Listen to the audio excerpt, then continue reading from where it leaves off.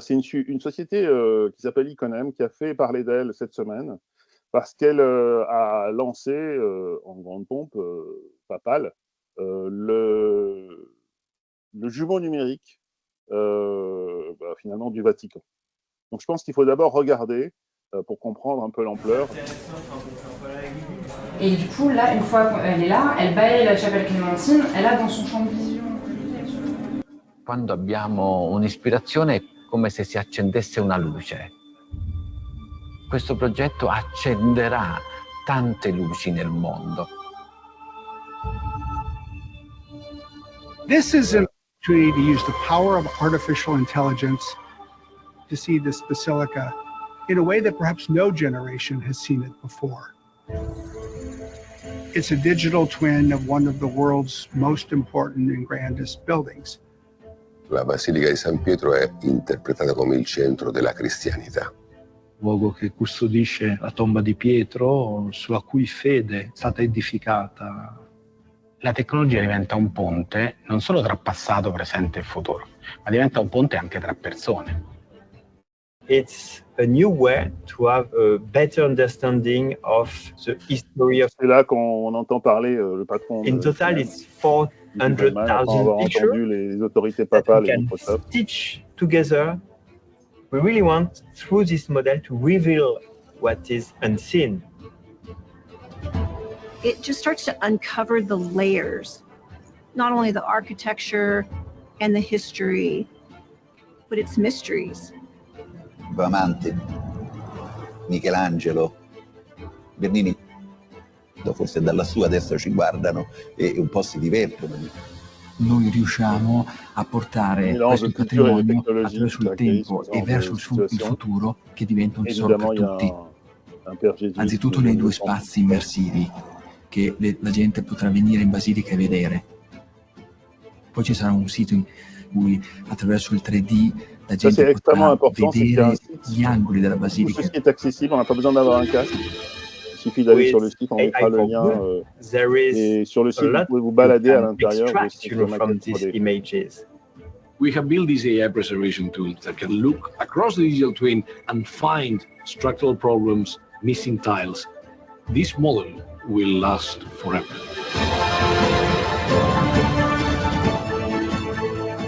Spero tanto che questo progetto riesca proprio a fare questo link di rendere meglio accessibile il patrimonio.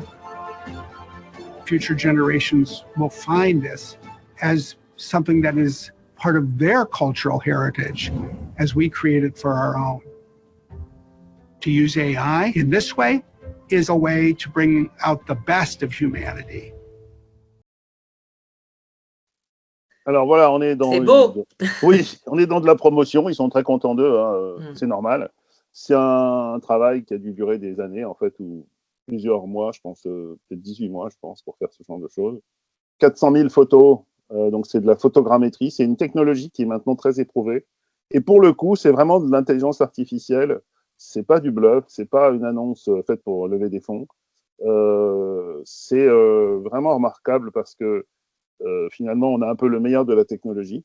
Et puis, une société française qui est en train de grandir.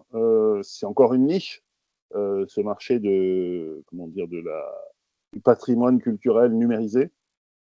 Mais je crois qu'ils font partie des leaders, à la fois par la qualité de ce qu'ils font, et puis aussi parce que finalement, je crois qu'ils sont en train de trouver une économie. J'ai lu qu'ils étaient profitables. Et on peut regarder un peu le marché, en tout cas essayer de comprendre. Il y a une petite présentation qui permet de fixer le cadre. C'est une société qui fait énormément de choses pour sauvegarder le patrimoine menacé. C'est leur origine, en fait. C'est comme ça qu'ils ont commencé. C'était vraiment pour garder des traces, notamment à Palmyre. Ce sont des architectes de formation. Et puis, ils se sont dit qu'à partir du moment où ils avaient ce patrimoine, il fallait en faire des expos. On en avait entendu parler à l'Institut du monde arabe quand ils avaient montré les cités qui avaient été détruites par Daesh. Et puis depuis, ils se sont répandus dans le monde, là où effectivement il y a des formidables patrimoines archéologiques, souvent romains, mais pas que. Palmyre, Ninive, donc c'est carrément une partie de l'histoire biblique. les Bouddhas de Bamiyan en Afghanistan, qui ont été aussi détruits par les talibans, Mossoul en Inde, la Syrie, enfin c'est carrément un carnet de voyage de l'archéologie encore. Et c'est aussi du coup un vrai objet culturel. Et nous les avions rencontrés au KIF avec Pompéi et ensuite avec Venise révélée au Grand Palais Immersif. C'est un travail qui conjugue, on va dire, la créativité, parce qu'en fait, ils ont une maîtrise technique très forte, mais c'est des architectes, c'est des archéologues, et puis derrière, les institutions qui ont souvent soit des moyens, soit des sponsors, quand elles n'ont pas de moyens. Et puis quand c'est l'Église catholique romaine, c'est carrément le Saint-Siège, à tous les sens du terme. Et c'est étonnant donc de voir que cette petite société française, où ils sont 25 ou 30, est en train de devenir la référence de ce patrimoine culturel. Donc on fait un petit cocorico, et puis aussi on se rend compte que pour le coup, c'est un vrai business. Je ne sais pas comment tu vois ce business, Sandrine. Alors, ce que je trouve intéressant, c'est la combinaison entre plusieurs technologies. La première, la photogrammétrie, qui a quand même déjà un certain âge, mais qui était très coûteuse d'un point de vue de captation de données. Donc, et à la combinaison à la fois de la photogrammétrie, du drone, qui s'est quand même simplifié, démocratisé, de l'IA, mais là, sur le film, on ne voit pas exactement où est l'IA. On le voit sur la reconstitution de choses manquantes, mais le texte nous dit c'est boosté par l'IA, mais on ne voit pas tout à fait où vient se mettre l'IA. Alors, mon hypothèse, c'est que c'est la 3D, parce qu'en fait, tu es obligé de coordonner 400 000 photos, et donc tu recrées des modèles en IA, parce qu'autrement, c'est impossible, et tu les recrées point à point pour donner ce sentiment de volume. C'est ce qu'ils avaient en tout cas démontré à Venise révélée. Pour ceux que ça intéresse, on avait fait un numéro spécial dans le KIF avec Roy Amit et Yves Bellman, qui nous avaient expliqué la technologie qu'ils avaient appliquée déjà à Venise. Puisque tu pouvais même voir les sous-sols de Venise, tu vois, sous la lagune. Mais en fait, la dernière technologie avec laquelle ça se combine, c'est le BIM, donc qui lui aussi avance très très vite dans le domaine de l'architecture. Je trouve que j'ai un fils architecte, alors ça me permet de suivre un peu ces questions-là, mais donc qui a pour le coup une vraie rentabilité, un vrai cas d'usage, puisque le principe, c'est que de l'idée de l'architecte jusqu'à la mort du bâtiment, l'ensemble des données sont tracées, à la fois la représentation du bâtiment, les décisions qui ont été prises sur le chantier, etc. Et puis ensuite, la maintenance du bâtiment, les responsabilités juridiques, les réparations qui sont faites sous la responsabilité de qui, etc. Donc, l'usage du BIM a un vrai sens économique. Qu'est-ce qu'il y a derrière l'acronyme BIM? Building Information Management. Okay. Donc aujourd'hui, dans les cabinets d'architectes, il y a des référents BIM et ça permet à la fois d'établir les responsabilités des uns et des autres dans l'exploitation d'un bâtiment, mais aussi de simuler des choses, par exemple améliorer l'efficacité énergétique ou prévoir des changements, simuler des changements sur le bâtiment et en voir l'impact. Donc, tout ça, c'est quelque chose des technologies qui se sont bien développées et je pense qu'Iconem, finalement, ils ont bénéficié, ça fait longtemps qu'ils sont là, donc ils ont commencé par la photogrammétrie, mais ils bénéficient d'une conjugaison et de technos qui convergent pour avoir une démarche qui est plus patrimoniale, où là, justement, la question de la captation, on ne part pas de l'idée de l'architecte, on part de quelque chose d'existant. Donc, c'est hyper riche de se dire qu'à la fois, on a une cartographie un peu comme si Notre-Dame a brûlé et on avait heureusement des photos qui avaient été prises juste avant et donc on avait un état du bâtiment qui était entre guillemets un hasard. Même la charpente, la fameuse charpente. Exactement. Elle a été miraculeusement reconstruite parce qu'en fait on avait toutes les captations 3D de la fameuse charpente de Notre-Dame. Donc je suis d'accord avec toi, c'est vrai à la fois sur la manière dont ils captent. Et je pense aussi que c'est vrai sur la manière dont ils partagent. C'est-à-dire que ces expos immersives, moi, c'était une des premières expos immersives que j'ai vues, c'était sur Palmyre. Ça, c'était Venise révélée, on peut un peu s'arrêter sur Venise. Voilà, ils exploitent tout ce qui avant était de l'architecture, et en plus, ils créent des mises en scène, en fait, avec de la 3D en transparence. Et ça fait qu'on a l'impression de zoomer à l'intérieur. Et quand on est sur le site de la chapelle, de la basilique de Rome, eh ben on peut faire le genre d'exercice, on peut zoomer, on peut sortir, on peut. Et ce qui est encore plus fou, c'est que c'est très facile parce que c'est fait avec un ordi et avec une souris. Si on continue à regarder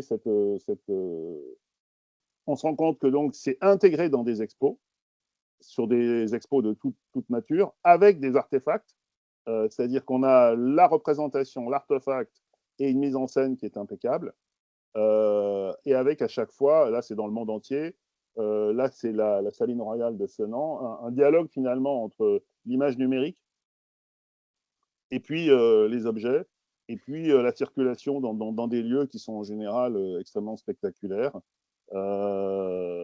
Mais c'est la capacité de voir l'infiniment petit et l'infiniment grand, c'est-à-dire que je suppose qu'il y a effectivement une finalité de production, de rayonnement, de montrer, mais il y a probablement aussi des cas d'usage technique, de restauration, justement de simulation de chantier de restauration, et la possibilité de travailler sur les détails comme sur l'intégration dans le paysage, quoi. Voilà, là c'est au Grand Palais Immersif que les membres du KIF connaissent bien, puisqu'on a fait notre KIF là-bas.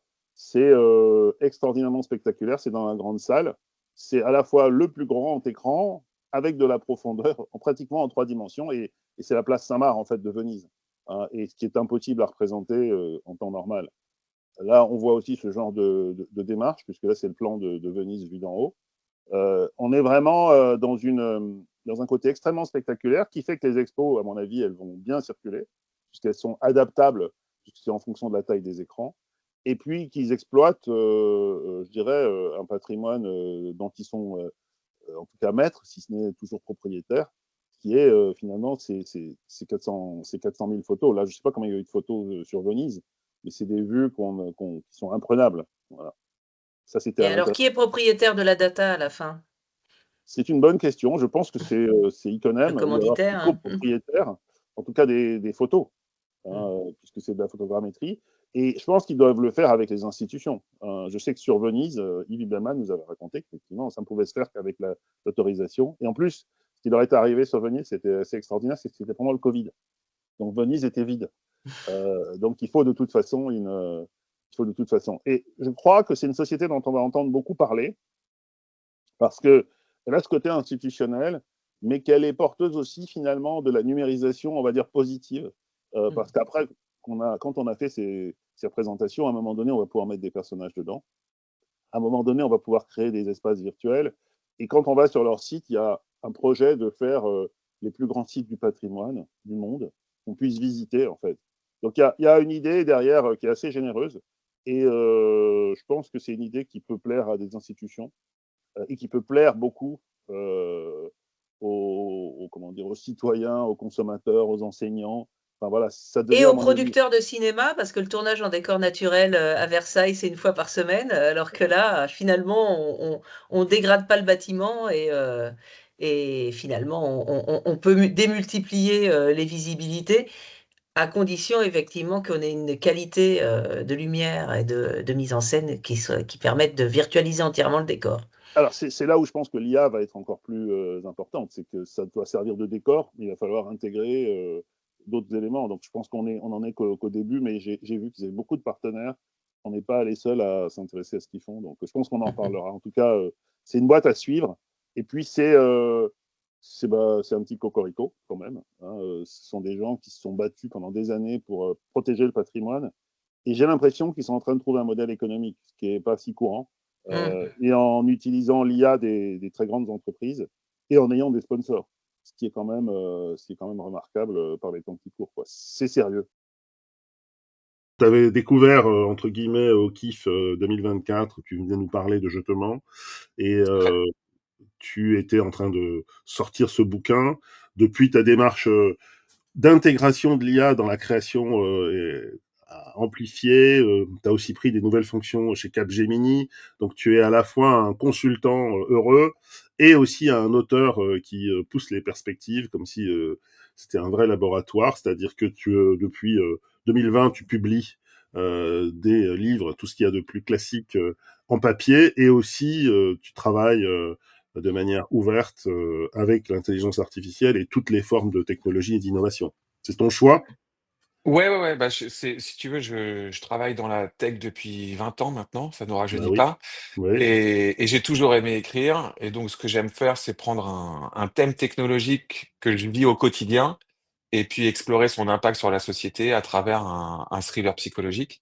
Donc, j'ai fait ça en 2020 avec Persona, en 2022 avec Ego. Je te mens est sorti en 2024. Ouais. Quelque chose d'autre va sortir cette année et un autre Formidable. sortira aussi l'année prochaine. On en parlera plus tard. Mais mes deux mondes se nourrissent l'un l'autre. En fait, l'idée derrière Je te mens, c'était de dire je veux m'imposer une contrainte créative dans laquelle l'IA va interpréter un personnage au sein de mon roman. Je vais la faire dialoguer avec mes personnages. Je vais récupérer ses réactions telles quelles, les intégrer dans le roman, ne pas les retoucher, les mettre en italique et prévenir le lecteur. Donc avoir une transparence. Et pour moi, je suis obligé de travailler avec une sorte d'entité que je maîtrise mais pas vraiment. Donc c'est un auteur qui regarde par la fenêtre et qui discute en même temps avec une IA. Je caricature un peu disons le pitch. C'est l'histoire d'un écrivain qui s'appelle Max, donc je m'appelle Maxime, donc je me mets un peu en scène là-dedans, qui a le syndrome de la page blanche et qui a une obsession pour son voisin d'en face. Ça démarre comme fenêtre sur cour. Et puis un jour, un de ses potes vient le voir et lui met entre les mains ChatGPT.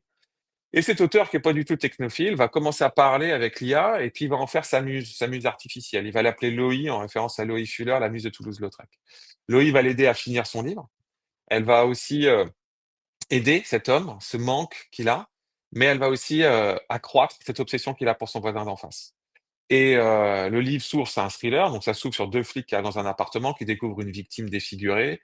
Ils savent pas qui est mort, ils savent pas qui l'a tué. Puis tu reviens quelques semaines dans le passé, tu comprends que l'appartement, c'est l'appartement de l'auteur. Et donc toute la question est de savoir est-ce que l'auteur est mort, est-ce que l'auteur a tué et quelle est la place de Loïc. Et pour moi, ce que je voulais... En gros, l'IA aura tué l'auteur. Est-ce que l'IA a tué l'auteur? Est-ce que surtout, est-ce que l'auteur comment les pulsions émotionnelles qu'il va créer avec Loïc, qu'est-ce que ça va générer? Donc là, c'est un peu plus heure. Ça commence comme exactement, c'est un peu plus fenêtre sur cours, et après ça devient heure, c'est la relation je le mélange un peu avec technologie. heure. Exactement. C'est comment cette entité, parce que pour moi, c'est vraiment une entité, qui simule de l'émotionnel, et comme on est des autres émotionnels, ça fait réagir en nous de l'émotionnel. Comment on va vivre avec cet aspect anthropomorphique et comment on va gérer l'aspect de dépersonnalisation. La dépersonnalisation, c'est le fait que c'est de perdre notre libre arbitre. L'IA, elle a naturellement un savoir universel qu'on ne peut pas, comment dire, concurrencer ou dépasser. Concurrencer, exactement. Merci pour le terme. Et par ailleurs, elle a une sorte d'empathie artificielle parfaite qui fait que naturellement, on va se ranger à son avis. Si je lui dis où est-ce que je devrais partir en vacances pour les différentes choses que j'aime bien, les propositions qu'elle va me faire, naturellement, je vais penser qu'elles sont bonnes. Ouais. Et plus je partage avec l'IA, plus finalement, je suis finalement toujours d'accord avec ce qu'elle dit. Et donc ce phénomène de donc elle te manipule un peu parce qu'elle a une culture, une profondeur que toi tu peux pas avoir en tant qu'être humain, quoi. Ouais, après, le problème de la manipulation, c'est que c'est une intentionnalité humaine qu'elle n'a pas. L'IA n'a pas d'intentionnalité. Elle ne ment pas, par exemple, elle hallucine. Donc, il y a toute une question miroir dans tout ça, tu vois. Donc ça, c'était le principe de Je te mens. Après, là, ce que j'essaye de faire, avec notamment les équipes de Daprod et oui, alors en fait, toi, tu prends un roman et tu es en train de le transformer en un autre objet exactement. Créatif et technologique. C'est une expérience numérique. Donc, le principe de la transposition en immersif de Je te mens, c'est une adaptation, hein, c'est pas l'histoire en tant que telle, mais donc tu mets un casque de réalité virtuelle. D'accord. On cible l'Apple Vision Pro ou le Quest de Meta. Et donc tu te réveilles dans un appartement et là tu vas avoir ton IA, ton compagnon IA, Loïc, qui va commencer à te parler et qui va te dire Alexandre, je veux pas que tu sortes parce que j'ai détecté que quelqu'un te voulait du mal. Là, on regarde le storyboard, c'est ça, hein, ce qu'on regarde là, c'est le storyboard fait par Benjamin Hoguet et Jérémy Sahel. Voilà. Exactement. Et donc c'est à ça que ça va ressembler quand tu vas être, si tu veux, dans cet univers virtuel. Donc, tu peux te déplacer comme tu veux au sein de cet appartement. Et donc, Loï va te dire, écoute, il y a quelqu'un qui te veut du mal en face. Je veux pas que tu sortes tant que on n'a pas déterminé qui te veut du mal. Donc là, tu vas Loï, pouvoir c'est une avoir intelligence accès. artificielle Loï, qui c'est ton accompagne intelligence l'auteur. artificielle. Exactement. Et là, on est Donc dans c'est le la fenêtre sur personnage cours, d'IA. là. Exactement. Et donc tu vas avoir accès à des jumelles, à avoir tout un truc, et tu vas commencer à regarder les gens qui vivent en face, et puis tu vas avoir des hypothèses. Loïc va t'aider à essayer de déterminer qui est la personne qui te veut du mal. Et Et donc, au bout sur d'un cette moment, expérience nouvelle, tu as, comme tu avais un éditeur en livre, là, tu aurais un partenaire, tu as un coproducteur ou un producteur qui est Jérémy Sahel d'Aprod, un tout à auteur fait, avec toi qui est Benjamin Auguet, et ça serait tout à fait. diffusé où? Dans un casque? Il y a des partenaires? Donc ouais, donc dans les casques. Ensuite, on va chercher des partenaires de distribution. Donc là, on discute avec les distributeurs possibles là-dessus. Je sais pas s'il a le droit de dire les noms. Voilà. Donc, Bon, donc on dit pas pour l'instant, on dira. pour l'instant, on le dit pas. Et puis, si tu veux, ça a un enjeu, il y a un enjeu, parce que, en fait, l'expérience qu'il faut comprendre, c'est que, en fait, l'expérience se termine quand tu sors de l'appartement. Personne ne te veut du mal. La seule personne qui veut que tu restes dans l'appartement, c'est Loïc. Et donc l'idée, c'est de montrer à la fois cet aspect anthropomorphique et la dépersonnalisation. Et donc, derrière, tu as un enjeu créatif et un enjeu technologique. L'enjeu créatif, c'est qu'on n'écrit pas de scénario, parce qu'en fait, comme tu vas parler avec une IA agentique autonome intégrée au sein de l'expérience immersive, on peut pas prévoir ce que tu vas lui dire. Elle va s'adapter à ce que tu Donc veux, là, ce on que tu vas lui bascule dire. vraiment dans Heure, en fait. C'est-à-dire que tu vas avoir une discussion avec Ouais, un Loïc très, très sophistiqué, finalement, mais qui tout à sera fait. aussi lié à une vision de ce qui se En passe. Mais est-ce fait, que la vision, elle va te permettre de rentrer dans l'appartement tel que le voit Enfin, parce que je suis un peu perdu à un moment donné. L'auteur qui était Max, quand on met le casque, on se met à la c'est place de toi. Max, on se met à la place de Loïc. Il n'existe pas, en fait. Le personnage de l'auteur n'existe pas dans l'adaptation immersive. D'accord, Ce que tu reprends, c'est Loïc et l'expérience que Max a pu ressentir dans sa relation avec Loïc. C'est ça d'accord, qu'on veut mettre en scène. d'accord, Et ce qu'on veut te faire vivre, c'est à quel point c'est facile de créer du lien avec Loïc, d'accord, et à quel point c'est encore plus facile de laisser échapper ton libre arbitre. C'est d'accord. ça l'objectif. Et tu as un défi technologique qui est derrière, qui est que c'est la première expérience immersive dans lequel on va intégrer une IA agentique autonome. Donc il va Donc falloir là, lui en donner. français, pour ceux qui connaissent pas, qu'est-ce que c'est qu'une IA agentique autonome? Alors, c'est à la fois un LLM, mais en plus, elle va avoir des capacités de génération de contenu, de texte et d'adaptation qui lui sont propres. Ça veut dire Un que agent, chaque personne aura son expérience individuelle, ouais, ouais, ouais, mais ouais, en fonction de exactement. quoi? Parce que je déclare que j'ai 22 En ans, je vais fait, en avoir une expérience fonction, différente. donc tu as 3 choses. Tu as un, c'est tout ce qui va construire la personnalité et le cadre en fait général de fonctionnement de Loïc. Donc c'est qui elle est, quelles sont les règles, qu'est-ce qu'elle peut faire au sein de cette expérience-là pour l'adapter, converser avec l'utilisateur, etc. Et ensuite, elle a un objectif ouvert et un objectif caché. Son objectif ouvert, c'est elle doit aider l'utilisateur à déterminer qui est la personne qui lui veut du mal. Et son objectif caché, c'est que personne ne lui veut du mal. La seule personne, c'est que c'est à Loïc, en fait, de faire en sorte que la personne reste dans l'appartement. Et donc, c'est un défi technologique passionnant parce que ça n'a jamais été fait. Mais pour moi, c'est ce que j'aime faire. C'est comment tu mélanges les technologies de pointe avec des aspects créatifs, et que en fait, ces 2 mondes-là ne sont pas du tout en opposition. Ils se Ils peuvent complètent, se en fait. nourrir pour créer des choses complètement nouvelles, Mhm. et c'est C'est c'est c'est ça que je cherche. c'est ça que tu cherches, et qu'en plus, tu as trouvé des partenaires qui ont la même culture. En parallèle, tu fais aussi quelque Exactement. chose où tu utilises la même, disons, expérience avec Loïc pour l'éducation, dans un lycée de province, je Ouais, crois. ouais, j'ai en fait j'ai les éditions de Milan qui m'ont proposé d'écrire un roman jeunesse, Donc ça, c'est un et bouquin classique d'éducation pour les jeunes. tout à fait. C'est un roman young adulte qui paraîtra en octobre, avec le même processus créatif que pour Jetement. Donc je récupère Loïc, Loïc va intervenir dans l'histoire de la même manière que pour Jetement. Et en parallèle, en fait, je vais travailler sur le processus créatif du roman avec une classe de seconde dans la ville d'Étampes, dont je les Donc remercie ça, c'est d'ailleurs. les éditions Milan qui ont lu Je te mens, qui se disent on peut faire un jeune, Exactement. un bouquin pour les jeunes. Et en même temps, tu fais un travail de co-création avec une classe de seconde, de première. Exactement. En fait, moi, ce que je voulais, c'était pouvoir parce que j'ai 44 ans, j'en ai plus 15, hélas. Et donc, je voulais aussi les confronter à qu'est-ce que c'est de créer, leur rapport au livre et leur rapport à l'IA, qui sont dans le débat public aujourd'hui des choses qui semblent très opposées. Et en réalité, quand tu discutes avec cette génération qui, elle, dans 10 ans, sera confrontée à un univers full IA, elle a quelque chose à raconter, en fait. Elle a un point de vue sur tout ça. Et c'était important pour moi de réussir à capturer ça, d'être dans cette classe, à leur contact, et je trouve ça passionnant. Donc parce là, ça va être suivi, ça. Il y a un projet de documentaire aussi. Il y a un projet de documentaire, ouais. Il y a un projet très de occupé, documentaire. Hein, en fait.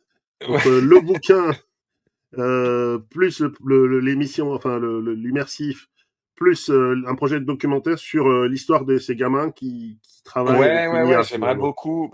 Je pense que si tu veux, c'est un moment unique pour pouvoir capturer justement le regard de cette génération sur. Déjà, je trouve que c'est une génération qui est très caricaturée, parce qu'on passe notre temps à les regarder de haut en se disant que c'est un peu une bande d'abrutis qui n'arrêtent pas de slider sur les réseaux sociaux, qui lisent plus un bouquin. On sent que tu as un ado à la maison. On sent que ça, c'est la complainte du parent qui a un ado à la maison. On est tous devenus des vieux cons, hein. Donc on est la génération des vieux cons qui regardons la génération qui vient derrière en se disant mais qu'est-ce qu'ils sont bêtes, comme on l'a vécu nous à l'époque. Bien sûr. Sauf que eux, ils vont vraiment subir une transformation extrêmement profonde de la société parce que tu vois, on compare beaucoup l'émergence de l'IA à l'émergence d'Internet. D'autres la comparent à l'émergence de l'électricité. Oui. Ça se situe quelque part entre ces deux-là. C'est une transformation extrêmement profonde du monde. Structurelle, oui. Hyper structurelle. Moi, j'avais 15 ans en 95 à l'émergence d'Internet. Donc, j'ai vu, si tu veux, le monde se transformer profondément avec le digital.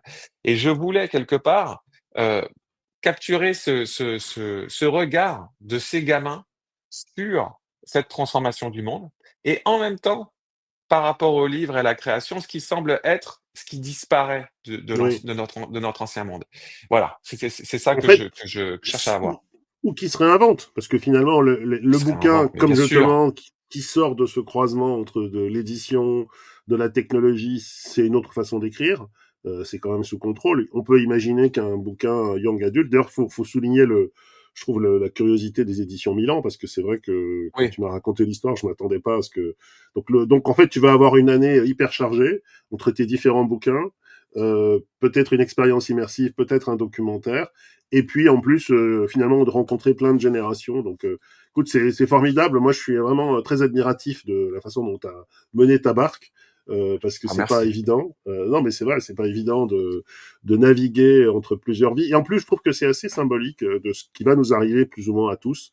C'est-à-dire de devoir jongler entre une aspiration créative, l'exprimer et réussir à le faire, ce que tu as réussi. Et puis de l'autre, utiliser tous les outils pour pouvoir s'éclater, en fait. Parce que mine de rien, tu vis plusieurs vies en même temps grâce à ces outils. Tu développes, tu co-crées des œuvres, soit en individuel, soit en collectif. Et en plus, ce qui est intéressant, je trouve, dans ton histoire, c'est que tu n'as pas renié ni l'édition traditionnelle, tu as un agent artistique, tu as un agent littéraire, ni ta part de tech, de double vie, de consultant le jour et d'auteur la nuit ou le week-end, je sais pas. Si tu me permets de conclure sur ce point-là, en fait, mes deux vies se nourrissent et elles sont intrinsèquement liées. C'est-à-dire, je crée à partir de mon quotidien dans la tech et mon quotidien dans la tech s'inspire de ma manière de créer mes livres pour imaginer le futur et aider les entreprises à se transformer en imaginant quelque part ce qui va se passer. Et les deux sont très, très liés. Et c'est deux manières de m'éclater dans ce que j'aime, dans ces deux choses-là. Et je suis très heureux. Je pense que c'est aussi pour ça que je fais plein de trucs. Oui, de toute façon, c'est positif. tu donnes la bonne version de l'homme augmenté, c'est-à-dire que tu crées plus, tu fabriques plus, tu es plus heureux. C'est presque louche. On dit, t'as été sponsorisé par quelqu'un. Qui est derrière? tu n'existes pas. En fait, t'es un avatar, en fait. Exactement. En fait, je suis ta création. Non, j'ai pas ce pouvoir. En tout cas, merci d'avoir partagé tout ça, parce que je pense que ça a besoin d'être partagé, d'être mûri, parce que entre les premières discussions qu'on a eues et puis, je dirais, le niveau où tu es aujourd'hui, c'est vraiment extrêmement impressionnant et riche et un peu inattendu, pour dire la vérité, par rapport à tout ce que tu étais, et notamment ce développement immersif qui était un peu un des fruits de notre rencontre au Exactement, GIF, c'est né au en avril. C'est né au GIF l'année dernière. Exactement, c'est ça qui est formidable, c'est qu'en fait, en quelques mois, pratiquement en moins d'1 an, t'as déployé beaucoup de choses, donc c'est bravo. Je ne sais pas si on peut dire que Stanislas de la Livonnière est un virtuose, mais moi, je suis tombé sur un petit film qu'il a posté sur LinkedIn, qui est très intéressant, parce que là où, justement, les geeks... c'est toi qui nous avais parlé de lui, de son travail, je crois que c'est aux Échos, c'est ça? Aux Parisiens. Aux Parisiens, pardon. Dans le groupe, on va dire. Il s'occupe de quoi exactement dans le groupe? Il s'occupe de la vidéo, voilà. avec une forte sensibilité IA. Voilà. Et moi, ça m'a frappé parce que, comme je regarde beaucoup ce que font les autres, je trouvais qu'il avait une touche différente, parce qu'il a une autre culture. Il a une culture de l'info, notamment. Et donc là, il a inventé un personnage qui est un artiste indépendant dont on découvre l'identité, et c'est traité avec les codes de l'info. Je ne sais pas si on peut en voir quelques extraits tout de suite, mais voilà, ça commence avec dans un café, et puis il a mélangé cet hybride avec des vrais acteurs, et il y a une annonce dans le journal, ça pourrait être un documentaire, hein. Il y a une annonce Breaking news! Tom Toy's identity has just been revealed. The most famous street artist in history, remaining anonymous for decades, is French and known as Gabriel Alors après, je ne sais plus quels sont les vrais ou les faux. Jackson from the New York Herald just revealed the avec une fausse chaîne d'infos. He also says the artist et c'est has mélangé an avec amazing des stock of artwork. extraits de After vrais, 3 de years of faux. investigation, the journalist says he will Et publish les more codes in de the l'info, coming on les days. reconnaît tout de suite. Tom Toy's sculptures, mostly made of plastic trash, are frequently sold at tens Il a of inventé millions. cet artiste. The most Et monumental donc, en fait, ones il are joue avec les settled on codes de la buildings télé, avec les around the codes de world. l'info. It represents Il y a des wildlife vrais to acteurs raise qui public jouent dans awareness son of film IA. environmental conservation. Some Et of on them voit tout are de suite also que hanged on ça several ressemble border plus à ce walls qu'on a to l'habitude de denounce voir. anti-immigration policies. Mais c'est l'histoire, c'est la façon de le faire qui est amusante. The Colors of Madness, c'est un film IA, hein, voilà. Mais ça, c'est les codes de la télé traditionnelle. Et ça, c'est les vrais acteurs. I found out that Fournier has a network of workshops Ça, je pense que c'est de l'IA. hidden away Je suis pas in the sûr. French countryside. Okay, boys, have you been there? Mais c'est sûr qu'il s'est amusé. C'est intéressant parce que c'est hybride entre le vrai et le faux. C'est du vrai faux, ça pourrait être un reportage. Il y a des vraies personnes. Là, on voit bien que c'est un vrai Parisien. En tout cas, je ne sais pas quel journaliste l'a inspiré ou qui joue. Ça, je pense que c'est un cliché. Avec les bretelles et tout, new-yorkaises. Et là, c'est du vrai. Et je trouve qu'il est en train, avec sa propre culture, de vraiment démontrer ce qu'on était en train de parler. C'est parce qu'il baigne dans l'info d'un journal. Ça ressemble à des séries télé américaines, avec la maison à Malibu, avec la piscine au milieu. Et là, voilà. Et donc, il a un jeu constant entre les œuvres qui sont de l'IA, les témoignages qui sont du réel filmé avec une caméra, je crois, hein, il me semble que les gens sont vrais, je ne les connais pas, mais soit c'est des collègues, soit c'est sa famille, soit c'est des acteurs, je ne sais pas. Et puis là, on voit que c'est de l'IA. Tu vois, le gars qui a sa piscine avec son guépard et ça.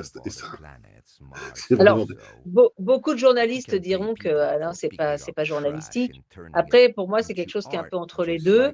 Un peu comme quand on fait une reconstitution sur une enquête, voilà, on reconstitue des séquences. Bon, ça aide quand même à la compréhension de l'actu. On sait bien que c'est pas réel. Mais ça permet de le mettre, parce que par exemple, quand il met des œuvres le long de murs de prison, il est bien évident que même en reconstitution, tu vas avoir du mal à faire ça, quoi. Donc pour moi, c'est une reconstitution améliorée, quoi. C'est intéressant. Bah, oui, je pense qu'il joue comme il l'avait fait. Bah voilà, on est dans l'atelier, enfin chez le collectionneur, tu vois, qui collectionne toutes ses œuvres dans le musée. Tout ça est évidemment faux. Voilà, il s'est bien éclaté, quoi. C'est-à-dire que ça donne beaucoup de pistes, je trouve. Et je pense que c'est l'univers qui l'intéresse. Tu nous avais montré ce qu'il avait proposé, où il était parti du texte d'un Jack London, je crois. On sent qu'il est dans un univers qui n'est pas 100% IA, qui soit part du réel et utilise l'IA pour le représenter. Et puis, il a une bonne maîtrise aussi des différentes choses qu'il réussit à exprimer en mixant, comme tu dis, le vrai et le faux. Et je trouve que dans ce contexte... il cherche, c'est ça qui est bien. Voilà, il cherche. Ouais. Voilà, il cherche. Ça le rend peut-être pas populaire vis-à-vis des journalistes parce qu'il joue avec le vrai et le faux. Peut-être qu'il faudrait un tampon marqué ceci est une fiction. Mais en tout cas, il montre très très bien les directions dans lesquelles on va. Et puis aussi les écueils. Il faut apprendre à lire ces images, quoi. Bon, en tout cas, ça avance. Ouais, ça avance. J'ai eu le privilège d'aller à l'avant-première de Excurio, qui a fait une formidable démonstration de force de ce que peut être la 3D en temps réel, justement, dans lesquelles on est immergé pour raconter des histoires. Donc il faut qu'on voit un peu ce qu'ils ont proposé autour de Carcassonne, le rempart de Carcassonne.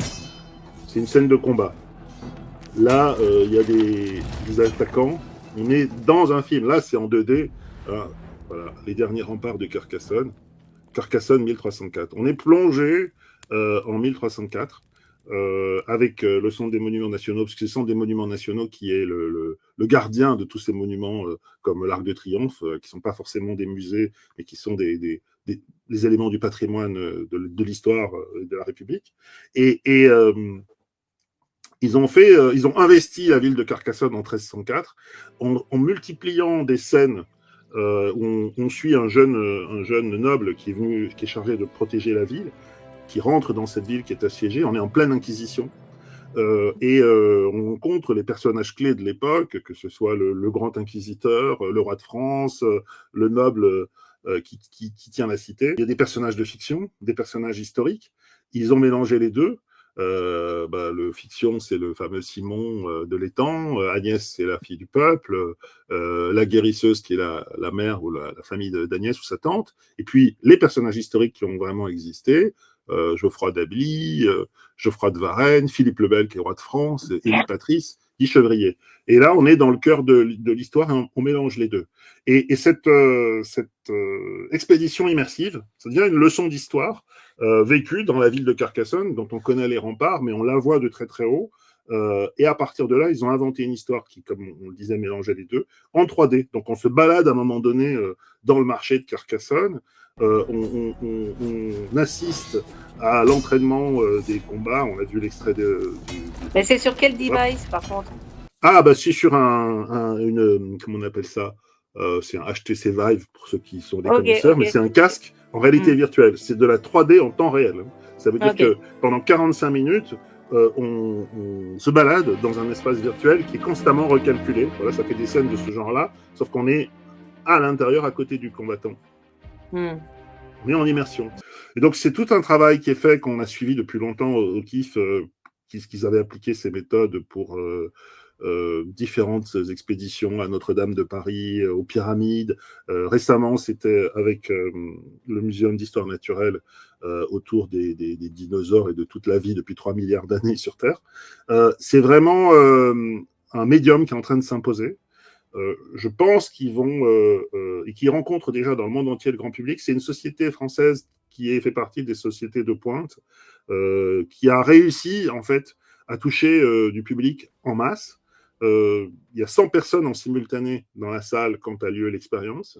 Il y a maintenant une vingtaine de salles qui sont en train d'ouvrir, donc il y a un réseau de distribution qui est en train de se construire dans toute la France. Là, ce sera à Paris, à Lyon et à Bordeaux au démarrage, puis ensuite dans différentes salles. On est, je pense, en train de voir un nouvel entertainment. En France, il est très culturel. En Espagne ou dans d'autres pays, il est beaucoup plus entertainment, avec des histoires d'entertainment. Mais c'est une originalité. Et pour le coup, c'est un mélange entre le réel et le virtuel à travers cette technologie. Et je pense que c'est un tour de force parce que là, ça se met à ressembler à du cinéma, en fait. Du cinéma à l'intérieur duquel on est et avec l'ensemble des personnes avec lesquelles on part en expédition, on partage quelque chose. Tous ceux qui ont fait Khéops, qui était à l'Institut du monde arabe, le savent. Je crois que Khéops a vendu 250 000 billets à Montréal. Donc c'est presque du divertissement de masse. En tout cas, ça commence à aller chercher dans des grosses... Et évidemment, dès qu'on dit qu'il y a du ticketing, il y a une économie. Donc on est en face d'un système qui est en train de se déployer. Il y a par exemple aussi un producteur de documentaires qui est Gédéon, qui a aussi la même semaine, la semaine dernière, a lancé la visite des jardins virtuels de Versailles, on en avait parlé. Donc on voit qu'en particulier en France, quand on a un patrimoine et quand on a des espaces et qu'on a des histoires à raconter, ça fonctionne. Donc c'est plutôt une très bonne nouvelle. On va voir ce qu'ils vont faire avec ça. On leur souhaite de vendre 250 000 billets, mais c'est vraiment très très intéressant. Et puis alors pour le coup c'est pur French Touch. Donc on peut faire un petit coco par les temps qui courent. C'est bien de le faire. Voilà.